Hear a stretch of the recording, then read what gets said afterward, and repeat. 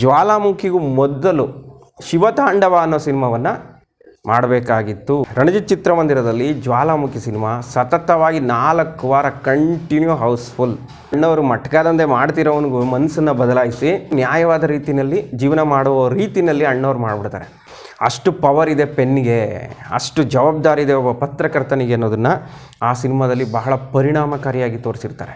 ಅವರ ಸಿನಿಮಾಗಳ ಕಥೆಯನ್ನು ಆಯ್ಕೆ ಮಾಡಿಕೊಂಡಾಗ ಅದಕ್ಕೂ ಮತ್ತು ರಾಜಕೀಯಕ್ಕೂ ತಾಳೆ ಮಾಡಿಬಿಡೋರಂತೆ. ಅಣ್ಣವರು 2 ರೀತಿಯ ಪಾತ್ರವನ್ನು ಮಾಡ್ತಿರ್ತಾರೆ. ಒಂದು ಪ್ರೊಫೆಸರು, ಮತ್ತೊಂದು ಪ್ರೆಸ್ ರಿಪೋರ್ಟರ್.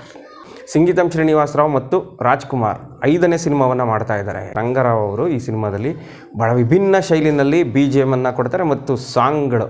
ಜ್ವಾಲಾಮುಖಿ ಕಾದಂಬರಿನಲ್ಲೂ ಕೂಡ ಮಟ್ಕಾ ದಂಧೆಯ ಬಗ್ಗೆ ಪ್ರಸ್ತಾಪ ಇರುತ್ತೆ. ವಿಜಯ ಸಾಸ್ನೂರ್ ಅವರ ಕಾದಂಬರಿಗಳು, ಆ ಕಾದಂಬರಿಗಳಲ್ಲಿ ಸಾಮಾಜಿಕ ಕಳಕಳಿ ಇರುತ್ತೆ.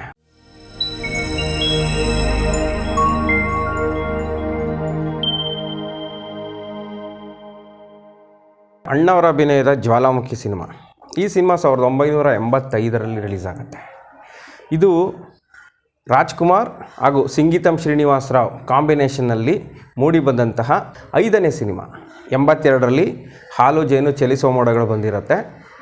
83ರಲ್ಲಿ 2 ನಕ್ಷತ್ರಗಳು, 84ರಲ್ಲಿ ಶ್ರಾವಣ ಬಂತು ಮತ್ತು 85ರಲ್ಲಿ ಜ್ವಾಲಾಮುಖಿ ಸಿನಿಮಾ ಬರುತ್ತೆ. ನೋಡಿ, ಸಂಗೀತಂ ಶ್ರೀನಿವಾಸರಾವ್ ಅವರ ನಿರ್ದೇಶನದ ಸಿನಿಮಾಗಳು ಎಲ್ಲವೂ ವಿಭಿನ್ನ ಶೈಲಿಯ ಕಥೆಗಳನ್ನು ಹೊಂದಿರುತ್ತೆ. ಹಾಲು ಜೇನು ಸಿನಿಮಾದಲ್ಲಿ ಗಂಡ ಹೆಂಡತಿ ಎಷ್ಟೇ ಕಷ್ಟ ಬಂದರೂ ಅನ್ಯೂನ್ಯವಾಗಿರಬೇಕು, ನಗನಗುತ್ತಾ ಇರಬೇಕು ಅನ್ನೋದನ್ನು ತೋರಿಸ್ತಾರೆ. ಇನ್ನು ಚಲಿಸುವ ಮೋಡಗಳು ಸಿನಿಮಾದಲ್ಲಿ ಅದಂತೂ ಕಂಪ್ಲೀಟ್ ಡಿಫ್ರೆಂಟ್ ಆಗಿತ್ತು. ಆ ಸಿನಿಮಾ ಅಂತೂ ಆ ವರ್ಷದ ಅತಿ ದೊಡ್ಡ ಬ್ಲಾಕ್ ಬಸ್ಟರ್ ಹಿಟ್ ಸಿನಿಮಾವಾಗಿ ದಾಖಲಾಗುತ್ತೆ. ಆನಂತರ ಬಂದಂಥ 2 ನಕ್ಷತ್ರಗಳು, ಅದರಲ್ಲಿ ಪುನೀತ್ ರಾಜ್ಕುಮಾರ್ ಡಬಲ್ ಆ್ಯಕ್ಟಿಂಗ್ ಮಾಡಿರ್ತಾರೆ. ಅಣ್ಣವರು ವಿಜಯ ಅನ್ನೋ ಪಾತ್ರದಲ್ಲಿ ಮಾಡಿರ್ತಾರೆ. ಅದೊಂದು ರೀತಿ ಐತಿಹಾಸಿಕ ಸಿನಿಮಾ ಅಂತಲೂ ಹೇಳ್ಬೋದು ಮತ್ತು ಜಾನಪದ ಶೈಲಿಯ ಸಿನಿಮಾ ಅಂತಲೂ ಕೂಡ ಹೇಳ್ಬೋದು. ಅದಾದ ನಂತರ ಬಂದಂಥ ಶ್ರಾವಣ ಬಂತು, ಈ ಸಿನಿಮಾದಲ್ಲಿ ಪುನರ್ಜನ್ಮದ ಕಥೆಯನ್ನು ಹೇಳ್ತಾರೆ. ಈ ರೀತಿ ವಿಭಿನ್ನವಾದ ಕಥೆಗಳನ್ನೇ ಆಯ್ಕೆ ಮಾಡ್ಕೊಂಡಿರ್ತಾರೆ. 85ರಲ್ಲಿ ಬಂದಂತಹ ಜ್ವಾಲಾಮುಖಿ, ಇದು ವಿಜಯ ಸಾಸ್ನೂರ್ ಅವರ ಕಾದಂಬರಿ ಆಧಾರಿತ ಸಿನಿಮಾ. ವಿಜಯ ಸಾಸ್ನೂರ್ ಅವರ ಕಾದಂಬರಿ ಸಿನಿಮಾ ಮಾಡಬೇಕು ಅನ್ನೋದು ಅಣ್ಣವರ ಬಹುದಿನದ ಆಸೆ. ಯಾಕಂದರೆ ವಿಜಯ ಸಾಸ್ನೂರ್ ಅವರ ಕಾದಂಬರಿಗಳು, ಆ ಕಾದಂಬರಿಗಳಲ್ಲಿ ಸಾಮಾಜಿಕ ಕಳಕಳಿ ಇರುತ್ತೆ, ಒಂದು ಸಾಮಾಜಿಕ ಕ್ರಾಂತಿ ಇರುತ್ತೆ ಅವರ ಕಾದಂಬರಿಗಳಲ್ಲಿ. ಆ ಕಾದಂಬರಿಗಳನ್ನು ಓದಂಥ ಅಣ್ಣವರು ಈ ಸಿನಿಮಾ ಮಾಡಬೇಕು ಅಂತ ಅನ್ಕೋತಾರೆ. ಆದರೆ ಜ್ವಾಲಾಮುಖಿಗೂ ಮೊದಲು ಶಿವತಾಂಡವ ಅನ್ನೋ ಸಿನಿಮಾವನ್ನು ಮಾಡಬೇಕಾಗಿತ್ತು. ಅದು ಕೂಡ ವಿಜಯ ಸಾಸ್ನೂರ್ ಅವರ ಕಾದಂಬರಿ ಆಧಾರಿತ ಸಿನಿಮಾ. ಶಿವತಾಂಡವ ಸಿನಿಮಾವನ್ನು ಮಾಡೋಣ, ಸಂಗೀತಂ ಶ್ರೀನಿವಾಸರಾವ್ ಅವರೇ ಡೈರೆಕ್ಟರ್, ಈ ರೀತಿ ಪ್ಲ್ಯಾನಿಂಗ್ ಆಗಿರುತ್ತೆ. ಕಡೆಗೆ ಏನಾಗುತ್ತೋ ಏನೋ ಶಿವತಾಂಡವ ಡ್ರಾಪ್ ಆಗಿ ವಿಜಯ ಸಾಸ್ನೂರ್ ಅವರ ಮತ್ತೊಂದು ಕಾದಂಬರಿ ಜ್ವಾಲಾಮುಖಿಯನ್ನು ಆಯ್ಕೆ ಮಾಡ್ಕೋತಾರೆ. ಯಾಕೆ ಜ್ವಾಲಾಮುಖಿ ಆಯ್ಕೆ ಮಾಡ್ಕೋತಾರೆ ಅಂದರೆ, ಆ ಟೈಮ್ನಲ್ಲಿ ಕರ್ನಾಟಕದಲ್ಲಿ ಮಟ್ಕಾ ದಂಧೆ ಅನ್ನೋದು ಬಹಳನೇ ಸದ್ದು ಮಾಡ್ತಾ ಇರುತ್ತೆ. ಜ್ವಾಲಾಮುಖಿ ಕಾದಂಬರಿನಲ್ಲೂ ಕೂಡ ಮಟ್ಕಾ ದಂಧೆಯ ಬಗ್ಗೆ ಪ್ರಸ್ತಾಪ ಇರುತ್ತೆ. ಈ ಕಾರಣಕ್ಕೆ ಜ್ವಾಲಾಮುಖಿ ಸಿನಿಮಾವನ್ನು ಮೊದಲಿಗೆ ಮಾಡೋಣ, ನಂತರ ಶಿವತಾಂಡವ ಮಾಡೋಣ ಅನ್ನೋ ನಿರ್ಧಾರಕ್ಕೆ ಬಂದು ಜ್ವಾಲಾಮುಖಿ ಸಿನಿಮಾ ಸೆಟ್ಟೇ ಇರುತ್ತೆ. ಜ್ವಾಲಾಮುಖಿ ಸಿನಿಮಾದ ಸಂಗೀತ ನಿರ್ದೇಶಕರು ಎಂ ರಂಗರಾವ್. ಅಣ್ಣವರ ಸಿನಿಮಾಗಳಿಗೆ ಮೊದಲಿಗೆ GK ವೆಂಕಟೇಶ್ ಅವರು ಹೆಚ್ಚಾಗಿ ಸಂಗೀತವನ್ನು ಸಂಯೋಜನೆ ಮಾಡ್ತಿರ್ತಾರೆ. ಆನಂತರ ರಾಜನ್ ನಾಗೇಂದ್ರ, ಆನಂತರ ಹೆಚ್ಚಾಗಿ ಉಪೇಂದ್ರ ಕುಮಾರ್ ಅವರು, ಆನಂತರ ಅವರನ್ನು ಬಿಟ್ಟರೆ ಎಂ ರಂಗರಾವ್ ಅವರು ಹೆಚ್ಚಿನ ಸಿನಿಮಾಗಳಿಗೆ ಸಂಗೀತ ಸಂಯೋಜನೆಯನ್ನು ಮಾಡಿದರೆ ಈ ಸಿನಿಮಾದಲ್ಲೂ ರಂಗರಾವ್ ಅವ್ರಿಗೆ ಚಾನ್ಸ್ ಕೊಡ್ತಾರೆ. ರಂಗರಾವ್ ಅವರು ಈ ಸಿನಿಮಾದಲ್ಲಿ ಬಹಳ ವಿಭಿನ್ನ ಶೈಲಿನಲ್ಲಿ BGM ಅನ್ನು ಕೊಡ್ತಾರೆ ಮತ್ತು ಸಾಂಗ್ಗಳು ಅದ್ಭುತವಾಗಿರುತ್ತೆ. ನೋಡಿ, ಜ್ವಾಲಾಮುಖಿದ ಸಾಂಗ್ಗಳನ್ನ ಇವತ್ತು ಪದೇ ಪದೇ ಕೇಳ್ತಿರ್ತಾರೆ ಅಭಿಮಾನಿಗಳು. ಅಂತಹ ಒಂದು ಅದ್ಭುತ ಹಾಡುಗಳನ್ನು, ಅದ್ಭುತ ಟ್ಯೂನ್ಗಳನ್ನು ರಂಗರಾವ್ ಅವರು ಕೊಡ್ತಾರೆ. ಚಿ ಉದಯಶಂಕರ್ ಅವರು ಅದ್ಭುತವಾದ ಸಾಹಿತ್ಯ ಸಂಭಾಷಣೆಯನ್ನು ಬರೆದುಕೊಡ್ತಾರೆ. ಜ್ವಾಲಾಮುಖಿ ಸಿನಿಮಾ ಕೆಲಸಗಳು ಶುರುವಾಗುತ್ತೆ. ಆ ಸಿನಿಮಾ ಶುರು ಆದಾಗಲೇ, ಅಂದರೆ ಶೂಟಿಂಗ್ ಶುರು ಆಗ್ತಿದ್ದಾಗೇ ಅನೇಕ ವಿಚಾರದಿಂದ ಕುತೂಹಲವನ್ನು ಕೆರಳಿಸ್ತಾ ಹೋಗುತ್ತೆ. ಒಂದು, ಅಣ್ಣವರು ಕಾದಂಬರಿ ಆಧಾರಿತ ಸಿನಿಮಾದಲ್ಲಿ ಮಾಡ್ತಾ ಇದ್ದಾರೆ ಅನ್ನೋದು. ಮತ್ತೊಂದು, ಸಂಗೀತಂ ಶ್ರೀನಿವಾಸರಾವ್ ಮತ್ತು ರಾಜ್ಕುಮಾರ್ 5ನೇ ಸಿನಿಮಾವನ್ನು ಮಾಡ್ತಾ ಇದ್ದಾರೆ.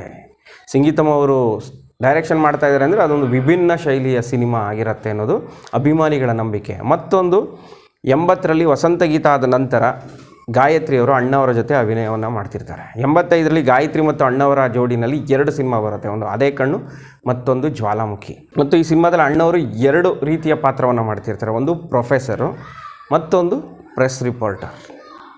ಆಗ ಅಣ್ಣವರು ರಾಜಕೀಯಕ್ಕೆ ಬರ್ತಾರೆ. ಗುಸುಗುಸು ಹಬ್ಬಿದಂತಹ ಸಂದರ್ಭ ಅದು. ಅಣ್ಣವರು ಒಂದು ಸುಮಾರು 88-89 ತನಕನೂ ಅಣ್ಣವ್ರದ್ದು ಯಾವ್ದಾದ್ರು ಒಂದು ಸಿನಿಮಾ ಬಂದರೆ ಅದರಲ್ಲಿ ಯಾವ್ದಾದ್ರು ಒಂದು ಸೀನ್ಗಳಿದ್ರೆ ಈ ಸೀನ್ ಈ ರೀತಿ ಮಾಡಿದ್ದಾರೆ ಅಂದರೆ ಅಣ್ಣವ್ರು ರಾಜಕೀಯಕ್ಕೆ ಬರ್ಬೋದು, ಅದಕ್ಕೆ ಇದರಲ್ಲಿ ಸುಳಿವನ್ನು ಕೊಡ್ತಾ ಇದ್ದಾರೆ ಅಂತೆಲ್ಲ ಗಾಳಿ ಸುದ್ದಿ ಹಬ್ಬಿಡೋದಂತೆ.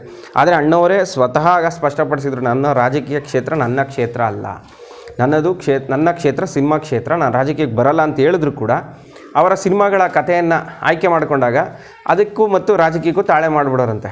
ಅದೇ ರೀತಿ ಜ್ವಾಲಾಮುಖಿ ಸಿನಿಮಾದಲ್ಲೂ ಆಗುತ್ತೆ. ಜ್ವಾಲಾಮುಖಿ ಸಿನಿಮಾದಲ್ಲಿ ಮೊದಲಿಗೆ ಅಣ್ಣವರು ಪ್ರೊಫೆಸರ್ ಆಗಿರ್ತಾರೆ, ಆನಂತರ ಅವರು ಪ್ರೆಸ್ ರಿಪೋರ್ಟ್ರಾಗಿ ಕೆಲಸ ಮಾಡ್ತಿರ್ತಾರಲ್ಲ, ಆ ಪ್ರೆಸ್ ರಿಪೋರ್ಟರ್ ಆದಾಗ ಸಾಮಾಜಿಕ ಕ್ರಾಂತಿಯನ್ನು ಮಾಡ್ತಾರೆ ಆ ಸಿನಿಮಾದಲ್ಲಿ. ಅಂದರೆ ಬಡವರ ಪರವಾಗಿ ಸುದ್ದಿಗಳನ್ನು ಮಾಡೋದು, ಬಡವರಿಗೇನಾದ್ರು ಅನ್ಯಾಯ ಆಗ್ತಿದ್ರೆ, ತೊಂದರೆ ಆಗ್ತಿದ್ರೆ ಅದ್ರ ಬಗ್ಗೆ ಸುದ್ದಿಯನ್ನು ಮಾಡಿ ಬಡವರಿಗೆ ಒಳ್ಳೇದು ಮಾಡೋದು, ಈ ರೀತಿಯಾದಂತಹ ಕಥೆ ಅದು. ಅದನ್ನು ನೋಡಿದಾಗ ಅಭಿಮಾನಿಗಳು ಅಣ್ಣವರು ಇದರಲ್ಲಿ ಜನಗಳ ಪರವಾಗಿ ಹೋರಾಟ ಮಾಡ್ತಿದ್ರೆ ಎಲ್ಲೋ ರಾಜಕೀಯಕ್ಕೆ ಬರ್ಬೋದಪ್ಪ ಅಂತೆಲ್ಲ ಅವಾಗ ಚರ್ಚೆ ಆಗ್ತಿತ್ತಂತೆ. ಮತ್ತು ಆ ಸಿನಿಮಾದಲ್ಲಿ ಒಬ್ಬ ಮಾಧ್ಯಮದವರು ಯಾವ ರೀತಿ ಇರಬೇಕು, ಯಾವ ರೀತಿ ನಿಷ್ಪಕ್ಷಪಾತವಾಗಿ ಸುದ್ದಿಯನ್ನು ಮಾಡಬೇಕು, ಯಾವ ವಿಚಾರದ ಮೇಲೆ ಹೆಚ್ಚು ಬೆಳಕು ಚೆಲ್ಲಬೇಕು ಅಂತ ಅದ್ಭುತವಾಗಿ ತೋರಿಸಿದ್ದಾರೆ. ಅಣ್ಣವರಂಥ ಅದ್ಭುತವಾದ ನಟನೆಯನ್ನು ಮಾಡಿರ್ತಾರೆ. ಒಂದು ಸೀನ್ ಬರುತ್ತೆ ನೋಡಿ, ಗುಣಶೇಖರ ಬಡವರ ಸ್ಲಮ್ಮನ್ನು ವಶಪಡಿಸ್ಕೊಂಡು ಅಲ್ಲಿ ಕಾಂಪ್ಲೆಕ್ಸ್ ಕಟ್ಟೋದಕ್ಕೆ ಹೋಗೋಂಥ ಸೀನ್ ವಿರುದ್ಧ ಅಣ್ಣವರು ಗುಣಶೇಖರನ ಹತ್ರ ಮಾತಾಡ್ಲಿಕ್ಕೆ ಹೋಗ್ತಾರೆ. ಆಗ ಗುಣಶೇಖರ ಅವಮಾನ ಮಾಡಿಬಿಡ್ತಾನೆ. ಆಗ ಅಣ್ಣವರು ನಿಮ್ಮ ಸೊಕ್ಕಿನ ಮಾತಿಗೆ ನಾನು ನಮ್ಮ ರಾಮರಾಜ್ಯ ಪತ್ರಿಕೆಯಲ್ಲಿ ಉತ್ತರ ಕೊಡ್ತೀನಿ ಅಂತೇಳಿ ಆ ವಿಚಾರವನ್ನು ದೊಡ್ಡ ಮಟ್ಟದಲ್ಲಿ ಸುದ್ದಿ ಆಗುವಾಗ ಮಾಡ್ತಾರೆ. ಅದು ವಿಧಾನಸಭೆ ಒಳಗಡೆ ಚರ್ಚೆಯಾಗಿ ಸರ್ಕಾರ ಇಲ್ಲ ಆ ಸ್ಲಮ್ಮನ್ನು ಯಾವ ಕಾರಣಕ್ಕೂ ವಶಪಡಿಸ್ಕೊಳ್ಳೋದಿಲ್ಲ, ಅದು ಬಡವರಿಗಾಗಿ ಉಳಿಯುತ್ತೆ, ಅಲ್ಲಿ ಕಾಂಪ್ಲೆಕ್ಸ್ ಕಟ್ಟಕ್ಕೆ ಬಿಡೋದಿಲ್ಲ ಅನ್ನೋ ತೀರ್ಮಾನಕ್ಕೆ ಬರುತ್ತೆ. ಅಷ್ಟು ಪವರ್ ಇದೆ ಪೆನ್ನಿಗೆ, ಅಷ್ಟು ಜವಾಬ್ದಾರಿ ಇದೆ ಒಬ್ಬ ಪತ್ರಕರ್ತನಿಗೆ ಅನ್ನೋದನ್ನು ಆ ಸಿನಿಮಾದಲ್ಲಿ ಬಹಳ ಪರಿಣಾಮಕಾರಿಯಾಗಿ ತೋರಿಸಿರ್ತಾರೆ. ಅಣ್ಣವರ ಆ ಸೀನು ಅಂದರೆ ಅವರು ಟೈಪ್ ಮಾಡ್ತಿರ್ತಾರೆ ನೋಡಿ ಆ ಸುದ್ದಿಯ ಬಗ್ಗೆ, ಆಗ ಬತ್ತಿದಂಥ ಬ್ಯಾಕ್ಗ್ರೌಂಡ್ ಮ್ಯೂಸಿಕ್, ಅಣ್ಣವರ ಕಣ್ಣಲ್ಲಿರುವಂತಹ ಒಂದು ರೌದ್ರಾವತಾರ, ಇದು ಅಭಿಮಾನಿಗಳಿಗೆ ಪುಳಕವನ್ನು ಉಂಟು ಮಾಡಿಬಿಡುತ್ತೆ. ಏನೇ ಅಣ್ಣವ್ರು ಇಷ್ಟು ಅದ್ಭುತವಾಗಿ ಆ್ಯಕ್ಟಿಂಗ್ ಮಾಡಿದ್ದಾರೆ. ಪ್ರೆಸ್ ರಿಪೋರ್ಟರ್ ಅಂದರೆ ಈ ರೀತಿ ಇರಬೇಕಪ್ಪ, ಈ ರೀತಿ ಸಾಮಾಜಿಕ ಕಳಕಳಿಯನ್ನು ಇಟ್ಕೊಂಡು ಕೆಲಸ ಮಾಡಬೇಕು ಅಂತ ಅಭಿಮಾನಿಗಳು ಮಾತಾಡ್ಕೊಂಡಿದ್ದು ಉಂಟು. ಮತ್ತು ಆ ಸಿನಿಮಾದಲ್ಲಿ ಇನ್ನೊಂದು ವಿಚಾರ ಚರ್ಚೆ ಆಗಿದೆ ಅಂದರೆ, ಆ ಸಿನಿಮಾದಲ್ಲಿ ಗಾಯತ್ರಿಯವರು ಪೊಲೀಸ್ ಆಫೀಸರ್ ಆಗಿರ್ತಾರೆ, ಅವರನ್ನು ಅರೆಸ್ಟ್ ಮಾಡ್ತಾರೆ ನೋಡಿ. ಅಣ್ಣವರು ಗುಣಶೇಖರ ಮಗ ಅತ್ಯಾಚಾರ ಮಾಡಿಬಿಟ್ಟಿರ್ತಾನೆ ಒಬ್ಬ ಹುಡುಗಿಗೆ, ಪೊಲೀಸರು ಬಿ ರಿಪೋರ್ಟ್ ಸಲ್ಲಿಸ್ಬಿಡ್ತಾರೆ. ಆ ವಿಚಾರವನ್ನು ಹಿಡಿದು ಅಣ್ಣವರು ಪತ್ರಿಕೆಯಲ್ಲಿ ಪ್ರಕಟ ಮಾಡಿಬಿಡ್ತಾರೆ. ಆಗ ಒಂದು ಪೊಲೀಸ್ ಅಫಿಷಿಯಲ್ ಆ್ಯಕ್ಟ್ ಪ್ರಕಾರ ಯಾರು ಈತನಿಗೆ ಸುದ್ದಿ ಕೊಟ್ಟಿರ್ಬೋದು, ನಾವು ಬಿ ರಿಪೋರ್ಟ್ ಹಾಕಿರೋದನ್ನ ಯಾರು ಈ ಪತ್ರಿಕೆ ಕೊಟ್ಟರು ಅನುಮಾನದ ಮೇಲೆ ಅವ್ರನ್ನ ಅರೆಸ್ಟ್ ಮಾಡಿ ಅಂತ ಹೇಳ್ತಾರಲ್ಲ, ಆಗ ಗಾಯತ್ರಿ ಇವರ ಹೆಂಡತಿಯಾಗಿರ್ತಾರಲ್ಲ, ಹೀಗಾಗಿ ಇವ್ರಿಗೆ ಸುದ್ದಿ ಕೊಟ್ಟಿರೋ ಅನ್ನೋ ಕಾರಣಕ್ಕೆ ಅವ್ರನ್ನ ಅರೆಸ್ಟ್ ಮಾಡಿಬಿಡ್ತಾರೆ. ಆಗ ಜನಗಳಿಗೆ ಸಿನಿಮಾ ನೋಡ್ತಿದ್ದವರು ಸ್ವಲ್ಪ ಕನ್ಫ್ಯೂಸ್, ಅಲ್ಲಪ್ಪ ಇವರು ಪತ್ರಿಕೆಯಲ್ಲಿ ಪ್ರಕಟ ಮಾಡಿದ್ರೆ ಒಬ್ಬರು ಪೊಲೀಸ್ ಆಫೀಸರ್ ಅವ್ರಿಗೆ ಯಾಕೆ ಅರೆಸ್ಟ್ ಮಾಡಬೇಕು ಅಂತೆಲ್ಲ ಆವಾಗ ಸ್ವಲ್ಪ ಕನ್ಫ್ಯೂಸ್ ಅಂತೆ. ಯಾಕಂದರೆ ಆ ಟೈಮ್ನಲ್ಲಿ ಜನಗಳಿಗೆ ಕಾನೂನಿನ ಅರಿವು ಅಷ್ಟಾಗಿ ಇರಲಿಲ್ಲ, ಯಾಕೆ ಅರೆಸ್ಟ್ ಮಾಡಬೇಕಾಗಿತ್ತು, ತಪ್ಪೇನಿದೆ ಅಂತೆಲ್ಲ ಆವಾಗ ಚರ್ಚೆ ಆಗಿದ್ದುಂಟು. ಈ ರೀತಿ ಆ ಸೀನು ಸ್ವಲ್ಪ ಜನಗಳಿಗೆ ಕನ್ಫ್ಯೂಸ್ ಮಾಡಿದ್ದು ಉಂಟು. ಮತ್ತು ಆ ಸಿನಿಮಾ ಇನ್ನೊಂದು ವಿಚಾರದಲ್ಲಿ ಭಾಳ ಚರ್ಚೆ ಆಗಿದೆ, ಮಟ್ಕಾ ದಂಧೆ ಬಗ್ಗೆ. ಆಗ ನಮ್ಮ ರಾಜ್ಯದಲ್ಲಿ ಮಟ್ಕಾ ದಂಧೆ ಅನ್ನೋದು ತುಂಬಾ ನಡೀತಾ ಇರತ್ತಂತೆ. ಆ ವಿಚಾರ ಆ ಸಿನಿಮಾದಲ್ಲಿ ಪ್ರಸ್ತಾಪ ಆಗಿದೆ ಅನ್ನೋದು ಕೂಡ ಆಗ ಅಭಿಮಾನಿಗಳಿಗೆ ಒಂದು ರೀತಿ ಕುತೂಹಲದ ವಿಚಾರ. ಈ ಮಟ್ಕಾ ದಂಧೆ ಬಗ್ಗೆ ಈ ಸಿನಿಮಾದಲ್ಲಿ ತೋರಿಸಿದಾರಂತೆ. ಮತ್ತು ಆ ಸಿನಿಮಾದಲ್ಲಿ ನೋಡಿ, ಅಣ್ಣವರು ಮಟ್ಕಾ ದಂಧೆ ಮಾಡ್ತಿರೋವನಿಗೂ ಮನಸ್ಸನ್ನು ಬದಲಾಯಿಸಿ ಆ ಕಾನೂನು ಬಾಹಿರ ಚಟುವಟಿಕೆಯನ್ನು ಬಿಟ್ಟು ಅವನು ನ್ಯಾಯವಾದ ರೀತಿಯಲ್ಲಿ ಜೀವನ ಮಾಡುವ ರೀತಿಯಲ್ಲಿ ಅಣ್ಣವ್ರು ಮಾಡಿಬಿಡ್ತಾರೆ. ಅಷ್ಟು ಪವರ್ ಇದೆ ಒಬ್ಬ ಪತ್ರಕರ್ತನಿಗೆ ಅನ್ನೋದನ್ನು ಆ ಸಿನಿಮಾದಲ್ಲಿ ಹಲವು ಸೀನ್ಗಳಲ್ಲಿ ನಾವು ಗಮನಿಸ್ಬೋದು. ಇನ್ನು ಆ ಸಿನಿಮಾದ ಹಾಡುಗಳಂತೂ ಅತ್ಯದ್ಭುತ. ಆ ಸಿನಿಮಾ ಬೆಂಗಳೂರಿನಲ್ಲಿ ಕಪಾಲಿ ಥಿಯೇಟ್ರು, ಮೇನ್ ಥಿಯೇಟ್ರು, ಮೈಸೂರಿನಲ್ಲಿ ರಣಜಿತ್ ಹಾಗೂ ಲಕ್ಷ್ಮೀ ಚಿತ್ರಮಂದಿರಕ್ಕೆ ಬರುತ್ತೆ. ಬೆಂಗಳೂರು ಕಪಾಲಿನಲ್ಲಿ 12 ವಾರ ರೆಗ್ಯುಲರ್ ಶೋನಲ್ಲಿ ಹೋಗುತ್ತೆ. ಆನಂತರ ಅದು ಕೆಂಪೇಗೌಡ ಥಿಯೇಟ್ರಿಗೆ ಶಿಫ್ಟ್ ಮಾಡಿ 100 ಡೇಸ್ ಕಂಪ್ಲೀಟ್ ಆಗುತ್ತೆ. ಮತ್ತು ಮೈಸೂರು ರಣಜಿತ್ನಲ್ಲಿ ರೆಗ್ಯುಲರ್ ಶೋನಲ್ಲಿ 16 ವಾರಗಳ ಪ್ರದರ್ಶನವನ್ನು ಕಾಣುತ್ತೆ. ರಣಜಿತ್ ಚಿತ್ರಮಂದಿರದಲ್ಲಿ ಜ್ವಾಲಾಮುಖಿ ಸಿನಿಮಾ ಸತತವಾಗಿ 4 ವಾರ ಕಂಟಿನ್ಯೂ ಹೌಸ್ಫುಲ್. ಮಂಡ್ಯದಲ್ಲಿ ಅವಾಗ ಆ ಸಿನಿಮಾ ಬರೋದು ಇನ್ನೊಂದು 3 ದಿನ ಆಯ್ತು ಅನ್ನೋ ಹಾಗೆ ಸಂಜಯ್ ಥಿಯೇಟ್ರಿಗೆ ಬಂದಿರುತ್ತೆ ಆ ಸಿನಿಮಾದ ಟಿಕೆಟನ್ನು ಬೇರೆ ಕಡೆ ಕೊಟ್ಟರು, ಅಲ್ಲಿ ತಡೆಯೋಕ್ಕಾಗಲ್ಲ ಥಿಯೇಟ್ರ್ ಮುಂದೆ ಒತ್ತಡ ಅಂತೇಳಿ ಬೇರೆ ಎಲ್ಲೋ ಮೈದಾನದಲ್ಲಿ ಕೊಟ್ಟರು ಅನ್ನೋದು ಆಗ ಸುದ್ದಿ ಆಗಿತ್ತಂತೆ. ಈ ರೀತಿ ಜ್ವಾಲಾಮುಖಿ ಸಿನಿಮಾ ರಿಲೀಸ್ಗೂ ಮುಂಚೆನೇ ಬಹಳ ಕುತೂಹಲವನ್ನು ಕೆರಳಿಸಿರುತ್ತೆ ಮತ್ತು ರಿಲೀಸ್ ಆದಾಗಲೂ ಭರ್ಜರಿ ಓಪನಿಂಗ್ ಪಡೆಯುತ್ತೆ. ರಾಜ್ಯದ ಬಹುಪಾಲು ಚಿತ್ರಮಂದಿರಗಳಲ್ಲಿ ಮೊದಲ 4-5 ವಾರ ಮಾತ್ರ ಭರ್ಜರಿ ಹೌಸ್ಫುಲ್ ಆಗುತ್ತೆ ಜ್ವಾಲಾಮುಖಿ ಸಿನಿಮಾ. ಮತ್ತು ಆ ಸಿನಿಮಾಗೆ ರಣಜಿತ್ ಚಿತ್ರಮಂದಿರದಲ್ಲಿ ಮೈಸೂರಿನಲ್ಲಿ ಎತ್ತರವಾದ ಕಟೌಟನ್ನು ನಿಲ್ಲಿಸಿರ್ತಾರಂತೆ. ಏನು ಈ ನನ್ನ ಮನವು ಸಾಂಗ್ದು ಒಂದು ಸೀನ್ ಬರುತ್ತೆ, ಅದನ್ನು ಕಟೌಟಾಗಿ ನಿಲ್ಲಿಸಿರ್ತಾರಂತೆ. ಭಾಳ ಎತ್ತರವಾದ ಕಟೌಟು.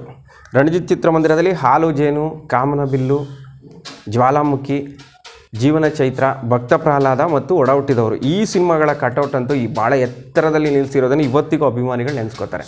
ಅದೇ ರೀತಿ ಜ್ವಾಲಾಮುಖಿ ಸಿನಿಮಾದ ಕಟೌಟ್ ಕೂಡ ಭಾಳ ಎತ್ತರವಾದ ಕಟೌಟ ನಿಲ್ಲಿಸಿರ್ತಾರಲ್ಲ, ಅಭಿಮಾನಿಗಳು ಒಂದು ರೀತಿ ಏನಿದು ಅಣ್ಣವ್ರದ್ದು ಇಷ್ಟು ಎತ್ತರವಾದ ಕಟೌಟ್ ನಿಲ್ಲಿಸಿದ್ದಾರೆ, ಕಾಮನಬಿಲ್ಲು ನಂತರ ರಣಜಿತ್ನಲ್ಲಿ ಜ್ವಾಲಾಮುಖಿ ಸಿನಿಮಾಗೆ ಇಷ್ಟು ದೊಡ್ಡ ಕಟೌಟು ಅಂತೇಳಿ ಆ ಕಟೌಟನ್ನು ನೋಡೋಕ್ಕೆ ತಂಡೋಪತಂಡವಾಗಿ ಬಂದು ಥಿಯೇಟ್ರ್ ಮುಂದೆ ನಿಂತ್ಕೋತಿದ್ರಂತೆ. ಮತ್ತು ಆ ಸಿನಿಮಾದ ಟಿಕೆಟ್ ತಗೊಳ್ಳೋದಕ್ಕೆ ಯಾವಾಗ ಕೊಡ್ತಾರೆ ಅಂತ ಚರ್ಚೆ ಮಾಡಿ ಥಿಯೇಟ್ರ್ ಮುಂದೆನೇ ಕಾಯೋರಂತೆ.